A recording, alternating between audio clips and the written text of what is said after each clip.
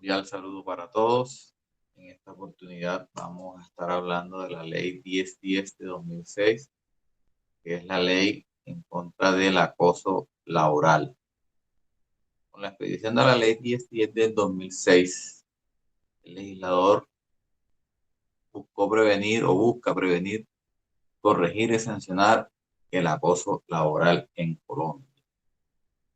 Esta norma es aplicable en el marco de las relaciones laborales tanto públicas como privadas. El principal objetivo de la Ley 1010 de 2006 es propiciar condiciones de respeto y garantía de derechos entre los integrantes de las organizaciones laborales, tanto públicas como privadas. Intenta atacar la violencia en el trabajo para evitar la deserción laboral y sobre todo un buen ambiente laboral que permita un eficiente cumplimiento de las funciones. ¿Qué es el acoso laboral? Se entiende por acoso laboral toda conducta persistente, demostrable, ejercida sobre un empleado o trabajador por parte de un jefe o superior jerárquico, un compañero de trabajo o un subalterno, encaminada a infundir miedo, intimidación, angustia, generar desmotivación en el trabajo o inducir a la renuncia. De la norma podemos extraer unos elementos y la norma nos exige que la conducta sea persistente, es decir, repetitiva, que sean conductas reiteradas. También nos habla del sujeto activo, es decir, quien comete la conducta que podría llegar a ser acoso laboral. Y se infiere que puede ser el jefe inmediato o un superior jerárquico. También puede ser un compañero de trabajo, lo que conocemos como un par, o un subalterno. Y la finalidad es infundir miedo, intimidación para desmotivar o inducir a la renuncia. Es decir, aquí hay un elemento subjetivo. Quien comete la conducta debe tener ese elemento, esa intención de inducir a la renuncia o desmotivar, generar un estrés a otro funcionario o empleado.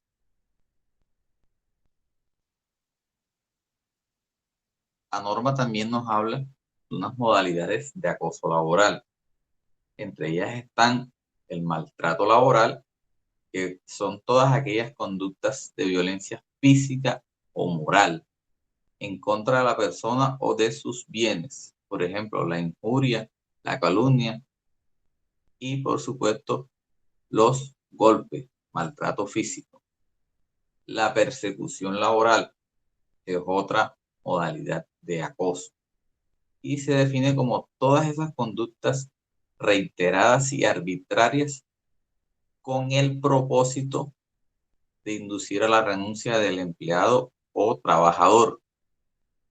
Por ejemplo, la descalificación, cuando se hacen afirmaciones sobre la falta de idoneidad para cumplir una labor. También puede ser en esta modalidad de persecución la excesiva carga de trabajo, que puede motivar o generar estrés o desmotivación laboral. Hay otra modalidad que es la discriminación laboral y son todos esos tratos diferenciados por razón de sexo, raza, edad, credo religioso o preferencia política e incluso estrato o situación social.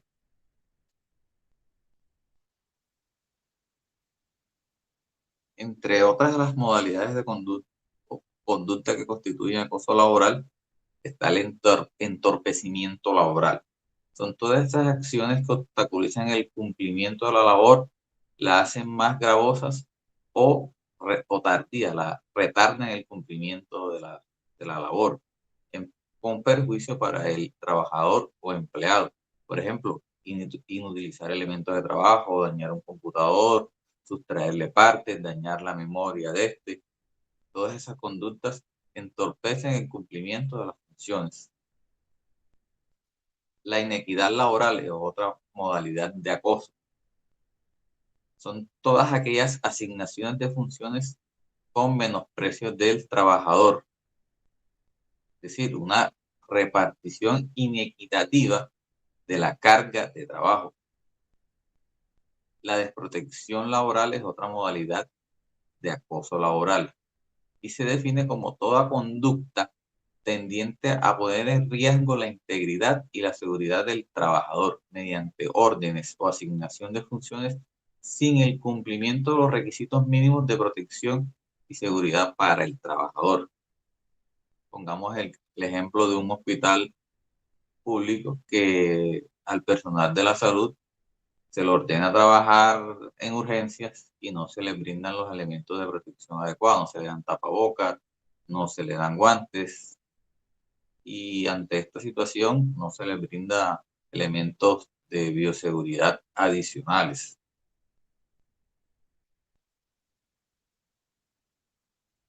La norma también nos enuncia una serie de conductas que constituyen acoso laboral. Entre ellas está la agresión física, las expresiones injuriosas, palabras soeces o discriminatorias sobre su raza, sexo o creencias religiosas, los comentarios hostiles y humillantes de descalificación profesional en presencia de otros compañeros de trabajo. También están las amenazas de despido que se dan en presencia de los demás compañeros de trabajo.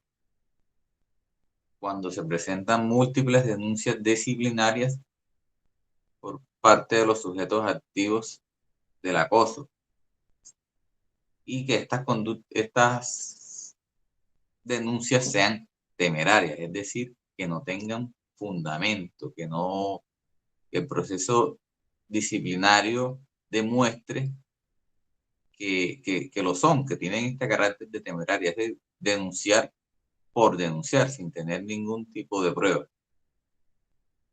La descalificación humillante y en presencia de compañeros de trabajo de las propuestas que éste haga o de sus opiniones de trabajo.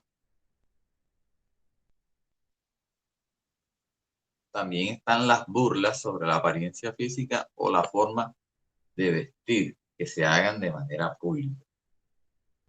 Revelar hechos pertenecientes a la intimidad de la persona. Imposición de deberes por fuera de las obligaciones laborales, es decir, se asignan funciones que no le corresponden de acuerdo al cargo que éste ocupe. La exigencia de laborar en horarios excesivos, los cambios sorpresivos de turno de trabajo, la permanente exigencia de laborar en domingos y festivos sin ningún fundamento objetivo en las necesidades de la empresa. Otra conducta es el trato discriminatorio respecto a los demás empleados en cuanto al otorgamiento de derechos y prerrogativas laborales y la imposición de deberes laborales adicionales. También está la negativa a suministrar materiales e información absolutamente indispensable para el cumplimiento de la labor. La negativa injustificada a otorgar permiso, licencia por enfermedad, licencias ordinarias y vacaciones cuando se den los presupuestos legales o convencionales para su otorgamiento. El envío de anónimos, llamadas telefónicas y mensajes virtuales con contenido injurioso, ofensivo o intimidatorio, el sometimiento a una situación de aislamiento. Todas estas conductas son enunciativas, es decir, que se pueden presentar otras en donde la autoridad competente valorará y determinará la ocurrencia del acoso laboral. Sobre este tipo de conductas constitutivas de acoso laboral, debemos tener en cuenta que no cualquier actitud o actividad de los trabajadores puede llegar a configurar acoso laboral. Se requiere el elemento subjetivo en la conducta, es decir, la intención de destruir, de generar un estrés, de desmotivar a ese trabajador. Existen unos mecanismos legales de prevención del acoso laboral. Y nos dice la norma que los reglamentos de trabajo de las empresas e instituciones deberán prever mecanismos de prevención de las conductas de acoso laboral y establecer un procedimiento interno, confidencial, conciliatorio y efectivo para superar las que ocurran en el lugar de trabajo. Conforme a las directrices que ha impartido el Ministerio del Trabajo frente al acoso laboral, hoy en día en todas las entidades públicas y privadas se debe constituir un comité de convivencia laboral con el fin de prevenir el acoso laboral y proteger a los empleados de los riesgos que de él se deriven. Y este comité debe estar compuesto por igual número de representantes del empleador y de los trabajadores. Es decir, si hay dos representantes del empleador, debe haber dos representantes del trabajador. ¿Cuáles son las sanciones al acoso laboral? Quien incurra en acoso laboral se considera que es una falta gravísima. Es decir, puede dar lugar a la sanción de destitución e inhabilidad de 10 a 20 años. También la terminación del contrato sin justa causa cuando haya dado lugar a la renuncia del trabajador. Es decir, cuando el trabajador renuncie a causa del acoso laboral, o sea, el sujeto pasivo renuncie, esto se presume que la terminación del contrato fue sin justa causa, por lo tanto habrá lugar a la indemnización que nos trae el Código Sustantivo del Trabajo por despido injusto. También se puede imponer una multa entre 2 y 10 salarios mínimos legales mensuales para la persona que lo realice y para el empleador que lo tolere. Es decir, tanto para el sujeto activo como para el empleador que no desplegó las medidas de prevención necesarias que ordena la ley. Y esta multa podrá ser cobrada mediante jurisdicción coactiva. También hay unas sanciones que son sí, la obligación de pagar a las empresas prestadoras de salud y a las aseguradoras de riesgos profesionales el 50% del costo del tratamiento de enfermedades profesionales, alteraciones de salud y demás secuelas originadas en el acoso laboral. Y por supuesto las prestaciones económicas que de esto se deriven. Es una justa causa de terminación del contrato de trabajo para el trabajador que incurra en acoso. Es decir, el empleador puede dar por terminado el contrato al sujeto activo de la conducta que incurra en la conducta de acoso laboral. También se puede dar la suspensión provisional del servidor público cuando existan indicios de actitudes retaliatorias en contra de la víctima.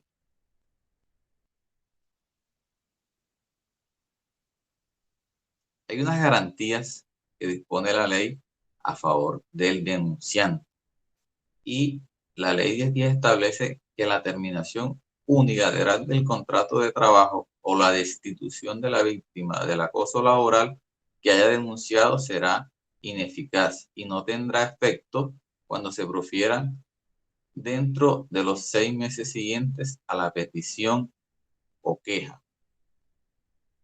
Estas garantías también cobijan a quienes hayan servido como testigos en los procedimientos disciplinarios y administrativos de acoso laboral.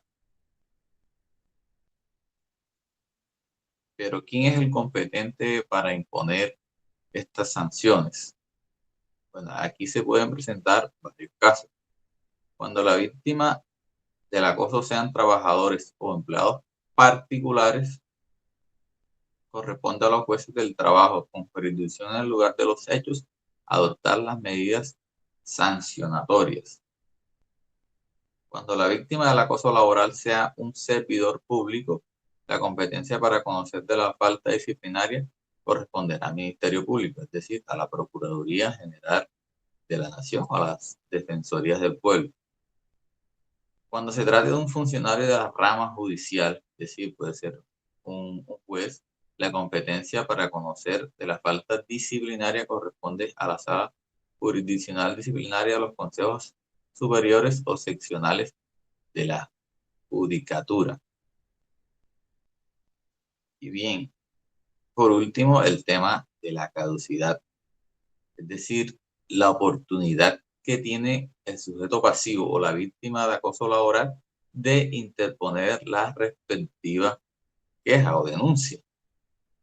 Y la norma establece que las acciones que se deriven del acoso laboral caducan en 6 meses después de la fecha en que haya ocurrido las conductas.